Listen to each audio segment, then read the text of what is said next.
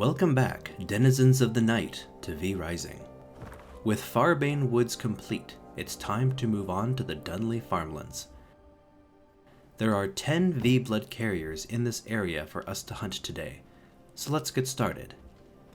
One of the first things you need to do when you get here is upgrade your gear to Tier 2. This starts with getting the new iron weapons. Not only will all of your weapons get an upgrade, but you'll also get access to 2 new weapons, the Reaper and the Slashers.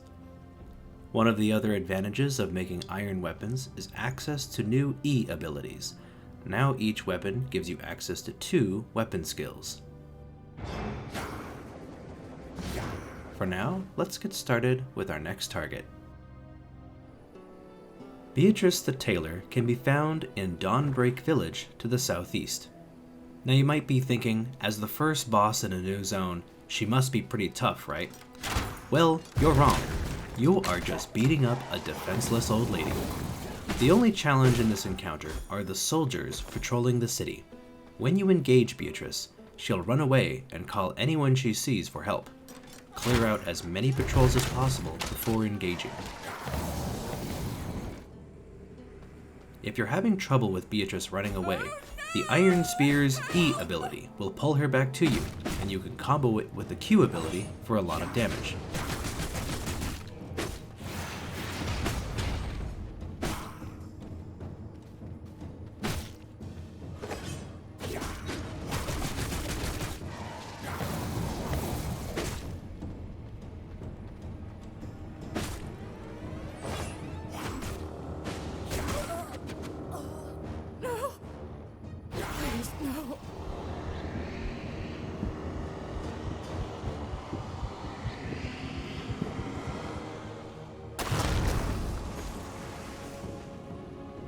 After defeating her, you'll gain the ability to transform into a human, which allows you to talk to the 3 trader NPCs in the game. In exchange for silver coins, those NPCs will sell you potions, gems, and hats for your character. More importantly, you now have access to the loom, which can turn cotton into cotton yarn, and allow you to craft the Hollowfang set. If you already managed to find the recipes or enough scrolls to unlock them, you already have everything you need to upgrade them to the Merciless Hollowfang set. Vincent the Frostbringer patrols a large area of the map. He walks around with 2 guards. Kill them first when you start the encounter.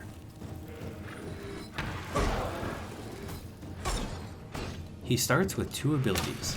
He swings at you twice in a row with his Frost Hammer. Unlike with Quincy the Bandit King, you need excellent timing to parry both of these. His other ability is to shoot 5 ice projectiles. You can dodge, hide behind the environment, or use a counter skill against these. If one of these icicles hits you, you'll be frozen and he'll charge at you with a follow-up attack. He'll also occasionally put up an ice shield. If you attack it, chilling ice bolts will get reflected. Wait until it's over before you re-engage.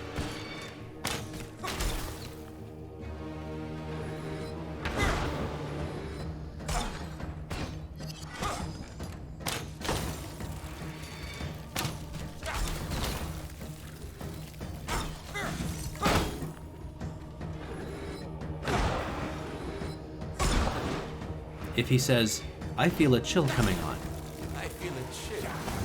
he will start ice skating in semi-random directions. Wait for him to lunge at you before dodging or counterattacking.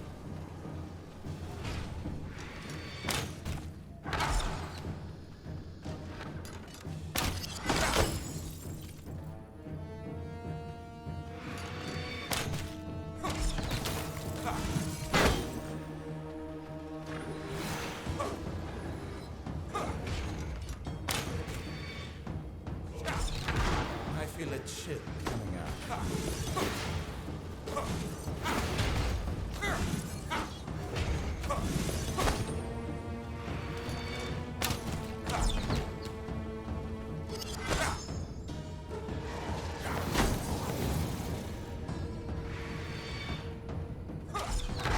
I feel a chill coming out.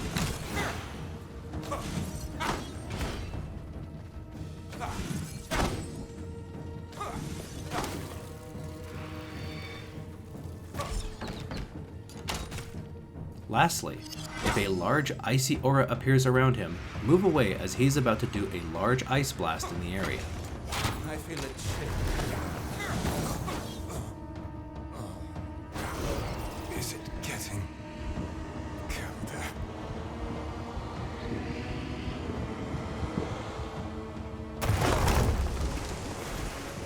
Upon defeat, you will get Frost Barrier and Veil of Frost. Frost Barrier is similar to Chaos Barrier, but reflects by chilling the opponent. Veil of Frost is a dash that gives you a small temporary shield, and your first attack after dashing will chill opponents. Both of these would be great to combine with Frostbat, since they both apply chill, and a single Frostbat will then freeze your opponents. You also unlock Prison Cells, which if used correctly can supply you with lots of high quality blood, as well as reinforced planks, which allow you to upgrade your weapons to merciless iron weapons for extra damage. Christina the Sun Priestess patrols between Mosswick Village and Dawnbreak Village, and usually has 2 guards with her. I will do as the light demands me. Focus on them first, and let's go through her abilities one at a time. If she's pointing her staff at you, she'll shoot 5 bolts in different directions. She'll also create an aura on the battlefield. If you're inside of it, you'll be slowed down. After a couple seconds, that aura will explode and damage you if you're inside of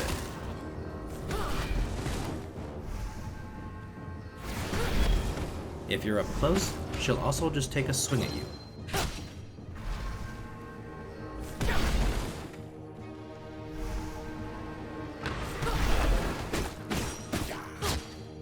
If she shouts, "I will show you discipline," I will show you discipline! she will summon 2 adds, an archer and a guard. Take them out quickly. If she shouts, "Shining blessings," Shining blessings! she's going to heal herself, but is wide open for attacks. Shining blessings!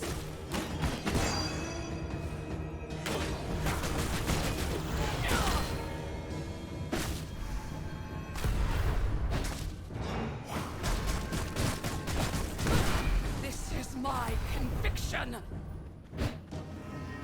Shining blessings! A few abilities can interrupt this, like the Hammer or Crossbow E or the Scythe Q ability.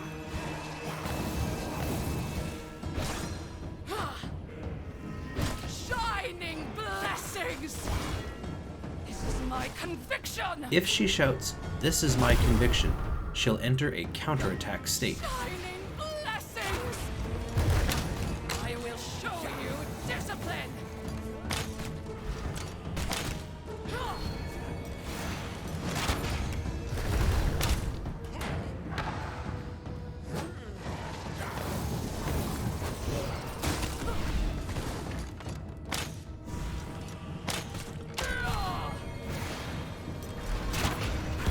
This is my conviction!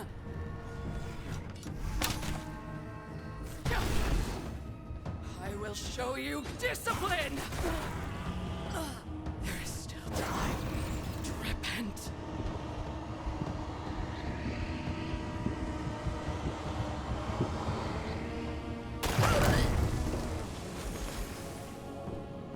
Upon defeat, you will gain Purgatory, another one of the strongest spells in the game. If used correctly, it heals you for 115% of your spell power, which is about 5% of your HP, while also damaging foes. This will not heal the part of your health bar you lose while in combat. You can now craft Glass, Blood Rose Potions, and Holy Resist Potions, which are required to face Raziel the Shepherd later. When hunting Leandra at the Church of the Damned or Meridith in the Haunted Mines, sometimes you'll run into an Undead Commander. These are essentially mini-bosses, but here's some quick advice in case you run into one. One of their attacks is to throw 3 chains. If you get hit, you'll be pulled in. You can tell it's coming if you hear chain noises.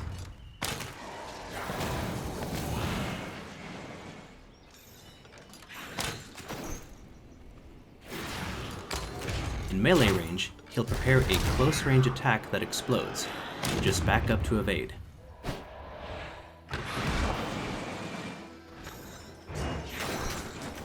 Also in melee range, he'll wind up and swipe at you with his scythe. If he winds up his scythe but it glows green, he's going to perform a dashing spin at you. Aside from the explosion attack, you can counter everything. This mini-boss is pretty simple as long as you're fighting him alone. Sometimes after defeating them, they'll also drop an item that teaches you how to craft the unique recipe, the General's Soul Reaper. Leandra the Shadow Priestess can be found in the Church of the Damned.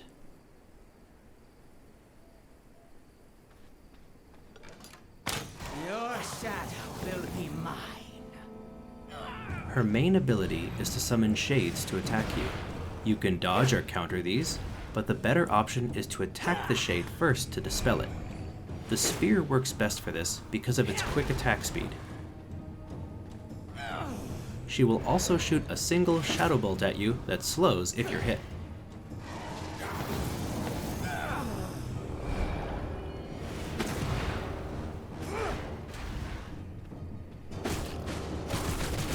If she teleports, she's going to shoot 3 bolts when she reappears, and those bolts will create a wide explosion at range.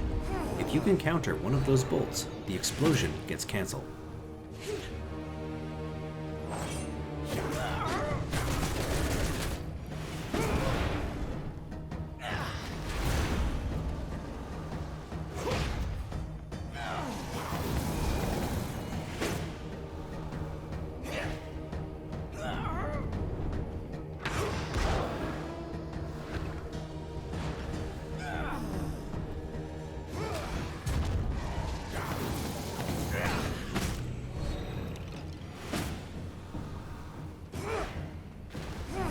If she says, "Do you hear them? They're coming," Do you hear them? They're coming. the screen will turn dark and 5 shades will attack. Remember to use the spear in this step. After the 4th shade, she'll teleport back in. If you're too close to her when this happens, you'll be feared. You can track where she's going because she's a little purple light.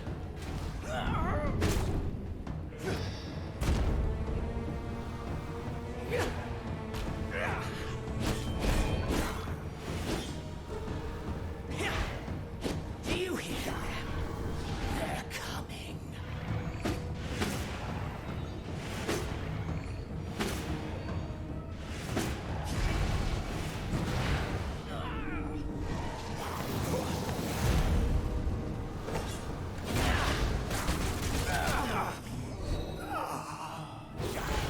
All will be consumed. Even me.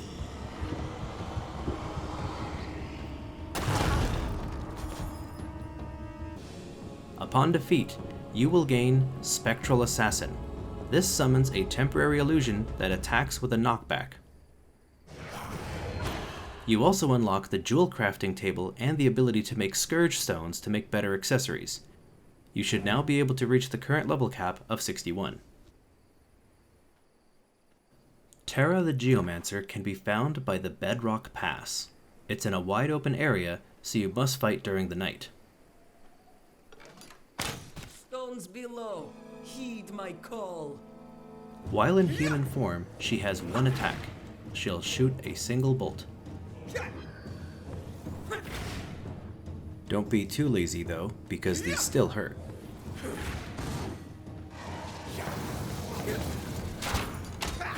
After doing a bit of damage, she'll transform into a golem. Stones of Ardoran. While in this form, she has an overhead slam that launches rocks at you and summons 2 golem illusions that make her invincible. You have to kill those ads first, and they're very resistant to magic. Your Q and E weapon abilities are great for this part. If you get close, she'll either swipe at you with her hand or do a close-range stomp attack. She also has the ability where she digs into the ground and launches 4 waves of rocks at you.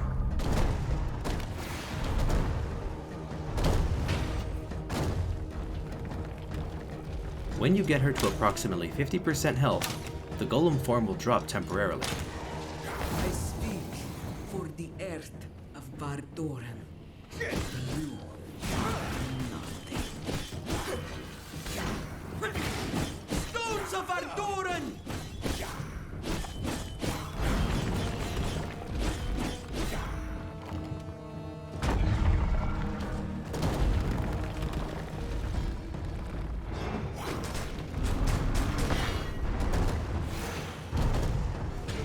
Her second form will gain a new ability. She'll repeatedly slam the ground 9 times, and each slam will shoot out a wave. At range, this is simple to sidestep.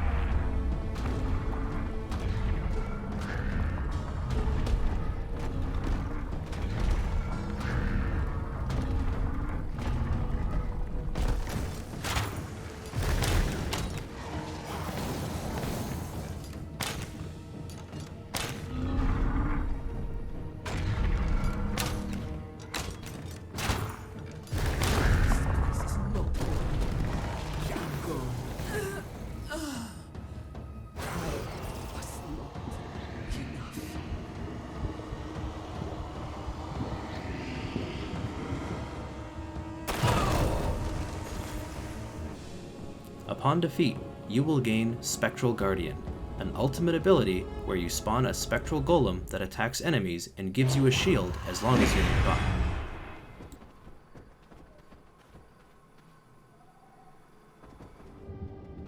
Meridith the Bright Archer can be found roaming the haunted iron mines. You've probably encountered her already. She spends her time killing the undead in the mines, and usually roams with 2 archers. Kill them quickly, as Meridith's arrows have the ability to heal her allies. If you want, you can also try to catch her off guard while she's attacking something, like the Undead Commander, when you engage.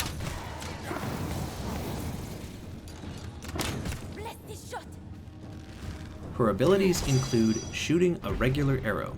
These are as easy to dodge like any other archer. If she shouts, "Blessed Shot," this arrow will track your movement. You can counter or dodge this, but I recommend learning how to lead her aim, then turning around at the last second to avoid it. A lot more encounters from this point forward are going to have leading shots, so this is an important skill to learn.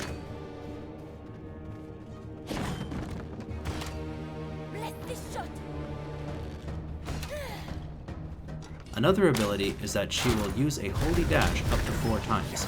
This will damage you if she dashes through you.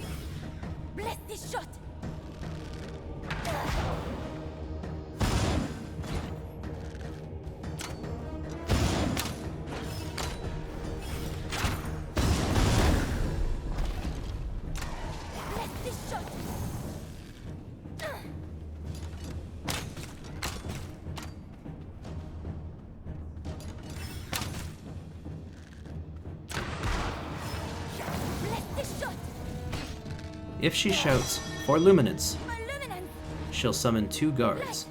These are very tanky, and her arrows will heal them. Either kill them quickly, or try to avoid them.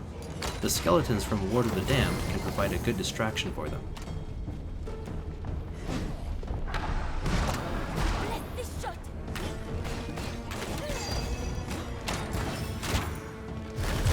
If she shouts, "Light, guide my arrows,"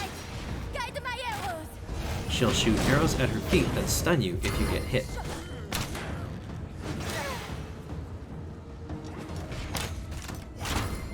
As you can see from this encounter, she can heal the guards faster than I can kill them. If this is the case, you should instead try to ignore them and focus on taking her out.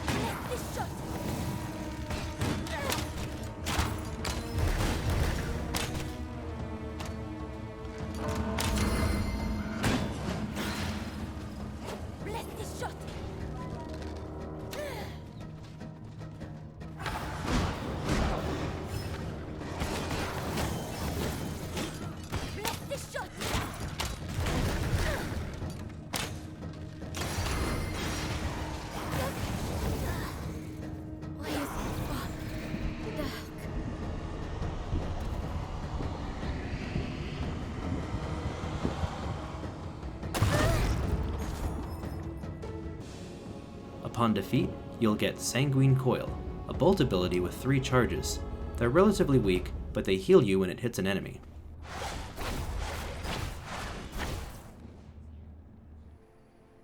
Octavian the Militia Captain can be found in the Bastion of Dunley. Make sure to remove all the patrols in the area before engaging. Octavian can be a very challenging fight, and you won't have access to better gear until after he's defeated. For this encounter, I recommend Veil of Frost, Ward of the Damned, Chaos Volley, and the Spectral Guardian. You may exchange the extra damage from Chaos Volley for the healing from Purgatory, but the extra damage may help you end the fight sooner.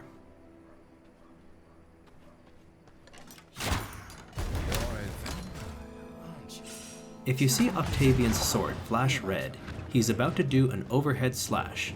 You need to dash or counter to avoid this.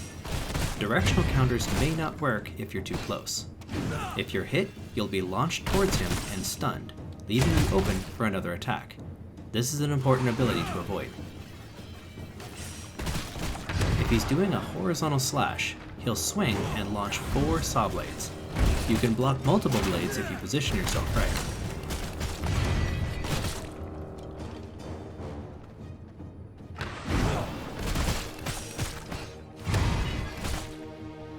If he glows red, he will do some rushing slashes.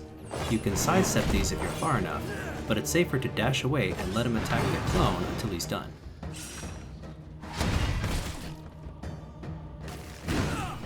In the beginning, it's possible to get behind him and melee him at close range. Later on though, it may be worthwhile to stick with ranged attacks.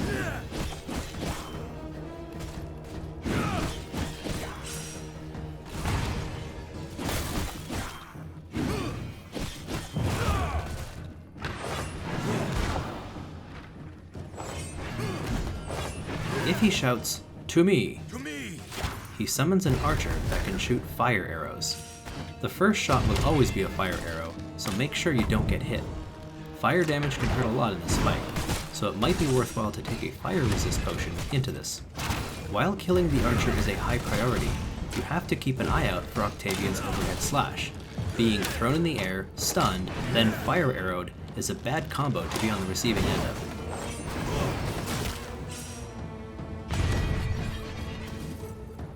If he shouts, "Here's an old trick," he'll start spinning around and cover the arena in blades. This is his strongest attack, and the likely cause of your death. Try to stay far away and avoid the blades as they fly by. If he's coming towards you, try to dash towards him. His momentum will hopefully carry him away. Counters can help, but won't always be that useful.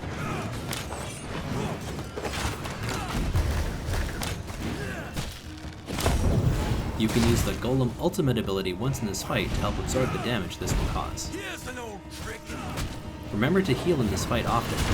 If you're dropping below 50%, it's best to run away, reset the fight, and start over.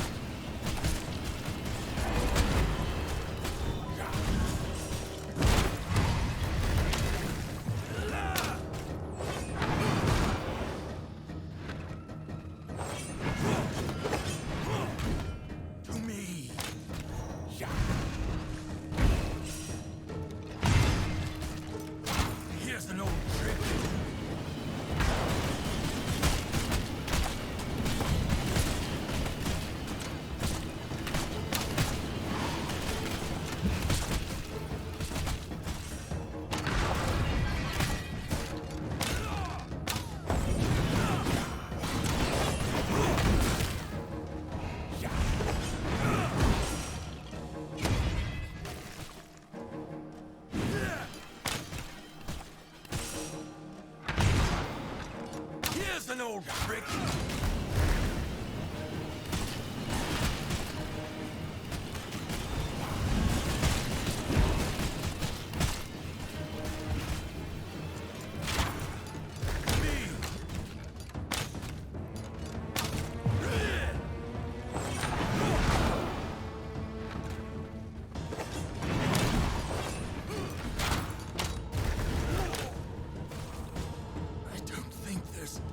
Coming back this time.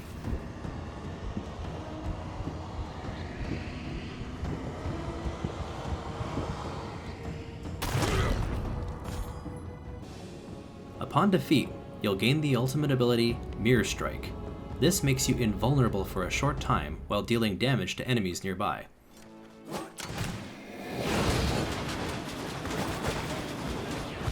You'll also gain access to the new Tier 3 weapons and armor. Raziel the Shepherd is located in the Dunley Monastery. This location will deal holy damage if you try walking in. The only way around this is to consume a Holy Resist potion, which will help nullify that damage.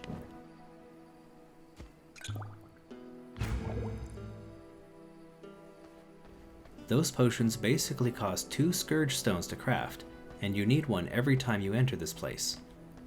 Thankfully, there's 4 tombs inside this area that usually provide 1 or 2 Scourge Stones, so you can easily make more for the next time.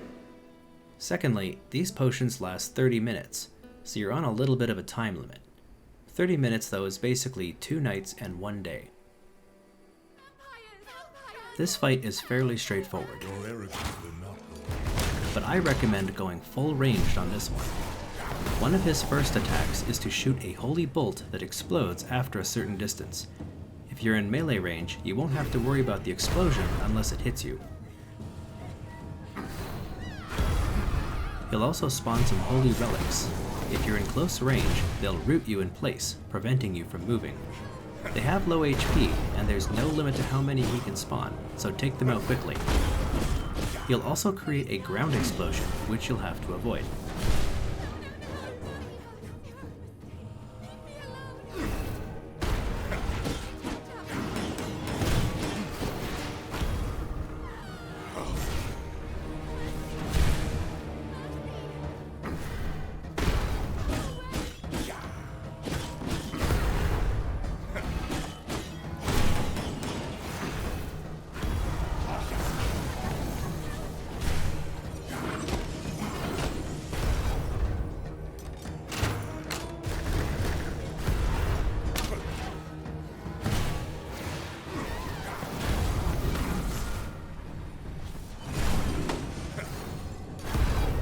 At a certain point, he'll start shouting, "Kneel before the light."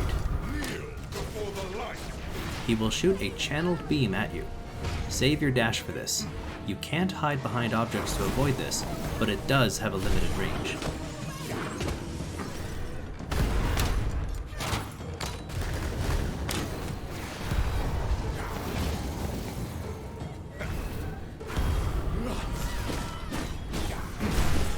He'll also shout, "Find repentance in death."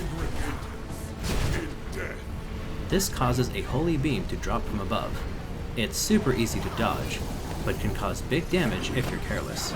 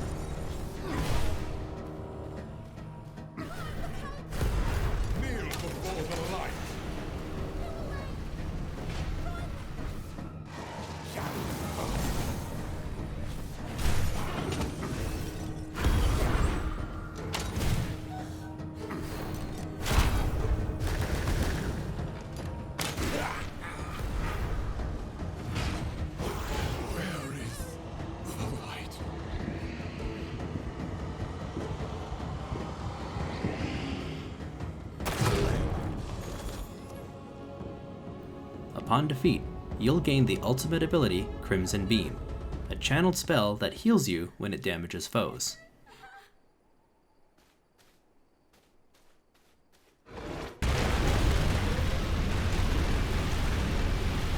He also gives you the Athenaeum, which allows you to research Tier 3 items and upgrades.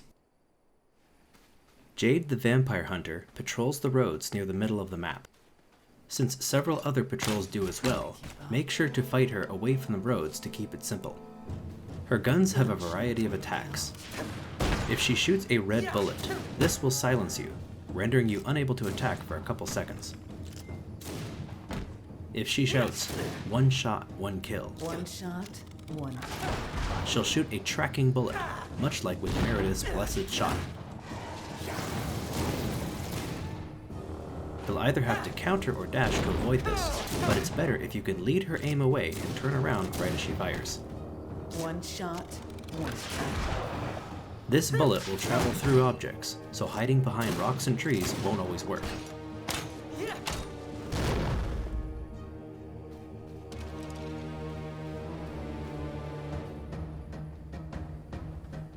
One shot, one kill. She also can drop a bomb at her feet, then jump away, which is dangerous if you're trying to melee her. One shot, one kill. After some damage, she'll gain a new ability to throw spike traps on the ground. Watch your step. She can also turn invisible for a second and reposition herself. She'll sometimes shoot as she comes out of stealth.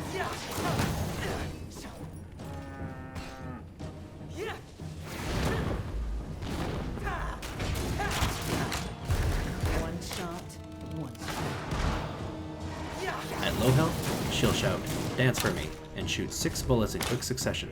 Dance for me. You can sidestep these, but they're also great for countering. One shot, one kill. Dance for me.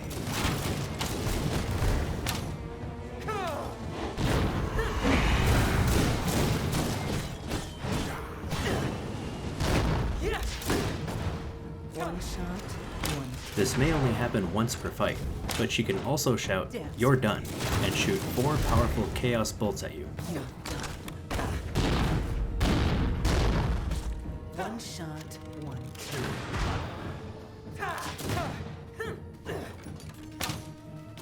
Dance for me.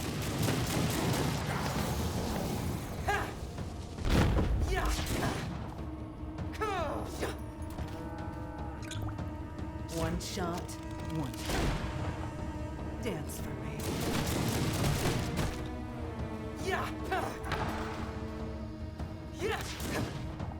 Dance for me. One shot, one kill. Dance for me. Good. Shoot. End of the road.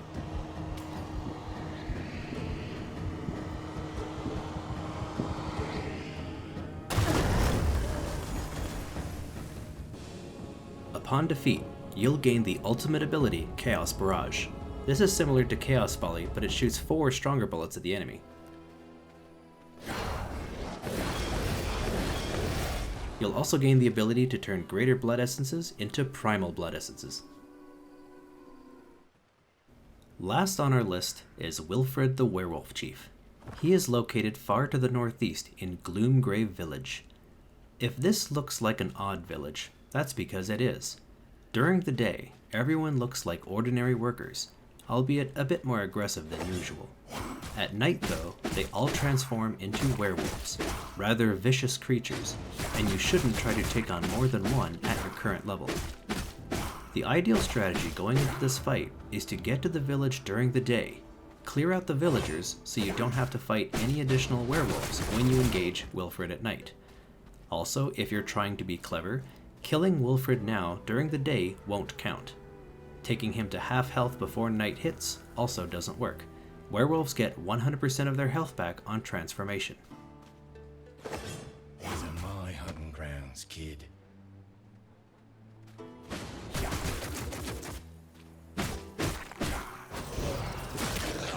Going into this fight, it's wise to bring at least one directional counter. Ward of the Damned or Chaos Barrier are both great.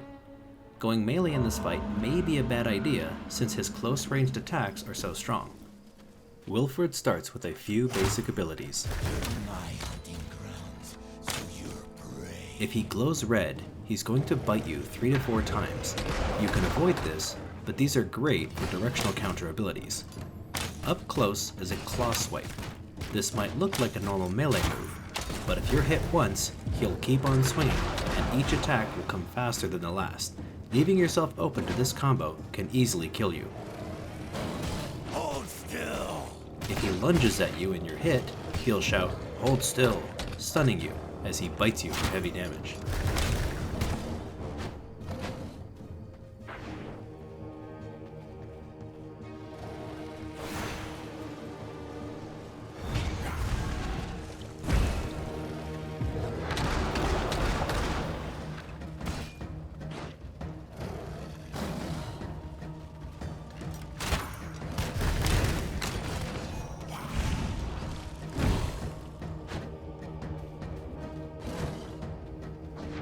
He'll occasionally turn invisible. When he comes out of stealth, he'll lunge at you with an attack that inflicts Heart Strike. This will cause you to explode after a second, dealing some very heavy damage. You cannot counter this. You must always evade it. Also, if any of your skeletons get hit, don't forget that they'll explode as well. At around half health, he'll release 7 prisoners. During this time, he'll shout, "Let me have a taste," and eat one of those workers. If he does, he'll gain about 10 to 20% of his health back. If you focus on the workers, you should be able to kill about 4 of them.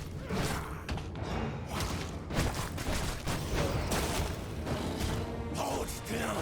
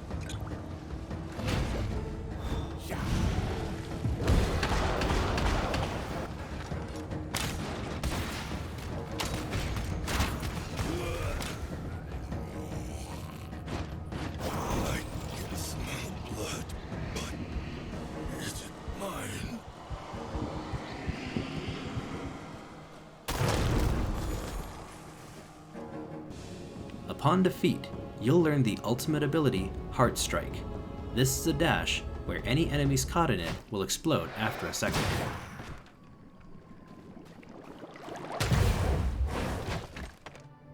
We've now cleared all the V-Blood carriers in the Dunley Farmlands, including Jade the Vampire Hunter and Willfred the Werewolf Chief, 2 bosses that they generally recommend you don't fight until you start crafting Tier 3 armor. Since I'm keeping these guides mostly zone specific, I've actually skipped Frostmaw the Mountain Terror. Next time, we'll take a look at the 2 bosses you can find in the Hallowed Mountains. Until then, bloodsuckers, good night.